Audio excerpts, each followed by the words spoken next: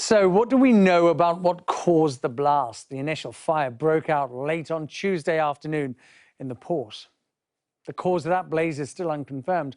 Local media reports pointed to a fireworks storage facility, and video capturing the fire showed popping and coloured flashes amid the smoke.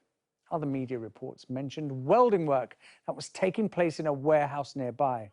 What we do know is that the fire triggered a huge explosion at around 6 p.m, which struck with a force of a 3.5 magnitude earthquake and was reportedly felt more than 125 miles away in Cyprus.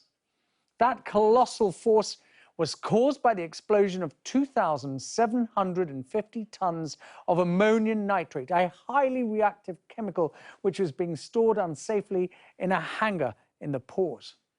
The industrial chemical is normally used in agriculture as a fertilizer, but also in explosives. It's an oxidizer, which means it helps fuel to burn by drawing oxygen to it, enhancing combustion reactions. In stable conditions, it is hard to ignite, but can be detonated if exposed to heat in a confined space or contaminated with other substances. The question is, what was it doing there? It's believed to have come from a Russian-owned cargo vessel flying a Moldovan flag. The Rus ship left the Black Sea port of Batumi in Georgia, bound for Mozambique in September 2013, carrying more than 2,700 tons of the chemical.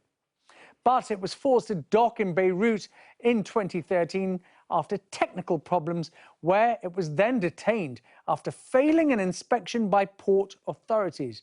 It was eventually abandoned by its owner and crew, and its potentially lethal cargo offloaded to Hangar 12 in the port, where it has remained ever since.